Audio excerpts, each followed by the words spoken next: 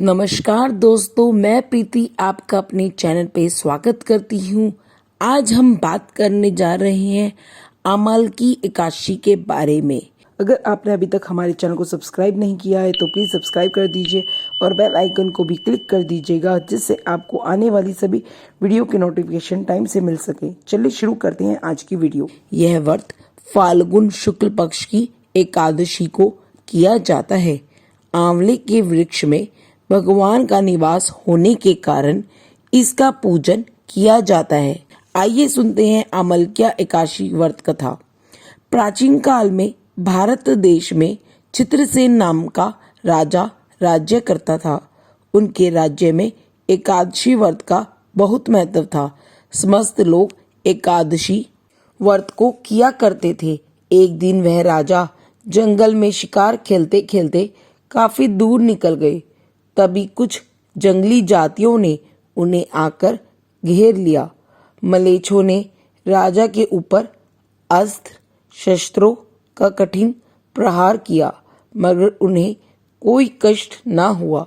यह देखकर वह सभी आश्चर्यचकित रह गए।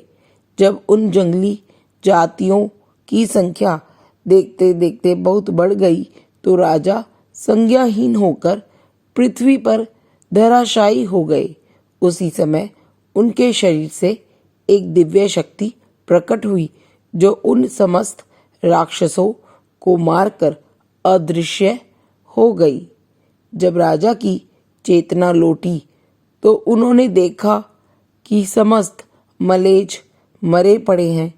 अब वे इस उधेड़-बुन में पड़ गए कि इन्हें किसने मारा।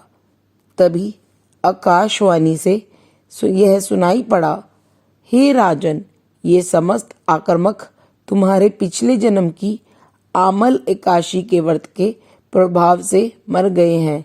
यह सुनकर राजा बहुत प्रसन्न हुआ तथा समस्त राज्य में इस एकादशी के महात्म्य को कह सुनाया। मलेच्छों के विनाश से समस्त प्रजा सुख चैन की वंशी बजाने लगी। आमाल की एकादशी का व्रत इस साल 3 मार्च 2023 को किया जाएगा।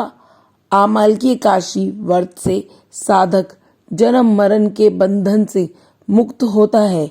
आइए जानते हैं आमाल की एकादशी के मुहूर्त और इसके महत्व के बारे में।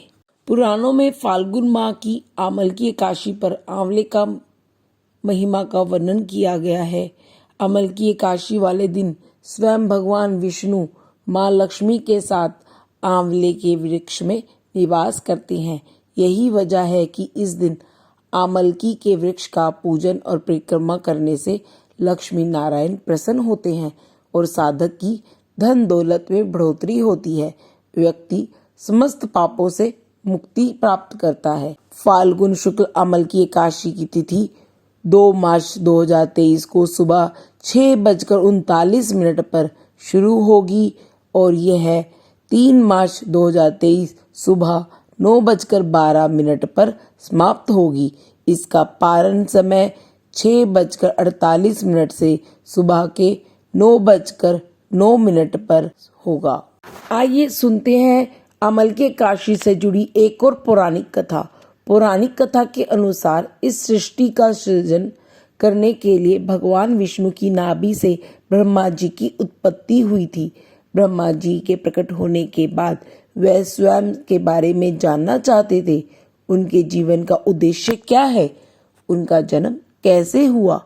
उन्होंने इन सभी सवालों के जवाब जानने के लिए भगवान विष्णु की तपस्या आरंभ कर दी। सालों तक ब्रह्मा जी तपस्या में लीन रहे। ब्रह्मा जी के कठोर तप से प्रसन्न होकर जगत के पालनहार श्री हरि विष्णु जी ने उन्हें दर्शन दिए।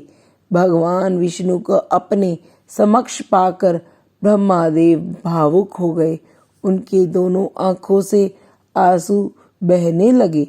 उन आंसुओं से ही आंवले के पेड़ की उत्पत्ति हुई। शास्त्रों के अनुसार उस दिन एकादशी तिथि थी।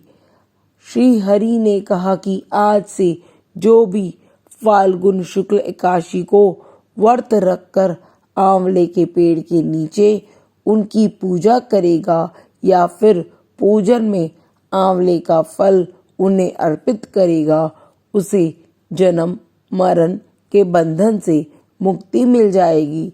भगवान विष्णु ब्रह्मा जी से बोले कि ये पेड़ आपके आंसुओं से उत्पन्न हुआ है, इसलिए इसमें समस्त देवताओं का वास होगा। इसका हर रंग हर अंग पूजनीय होगा। इसी के साथ यह कथा समाप्त होती है। आशा करते हैं कथा सुनने वाले, कथा कहने वाले सबकी मनोकामनाएं पूर्ण होगी। अगर आपको यह वीडियो पसंद आई है तो इसे लाइक करें, साथ ही के साथ कमेंट बॉक्स में अपने सवालों को या आपको किस तरह की वीडियो पसंद है हमें ज़रूर लिखें। हमें आपके कमेंट का इंतज़ार है। मिलते हैं फिर एक नई वीडियो के साथ, जब तक के लिए जय माता की।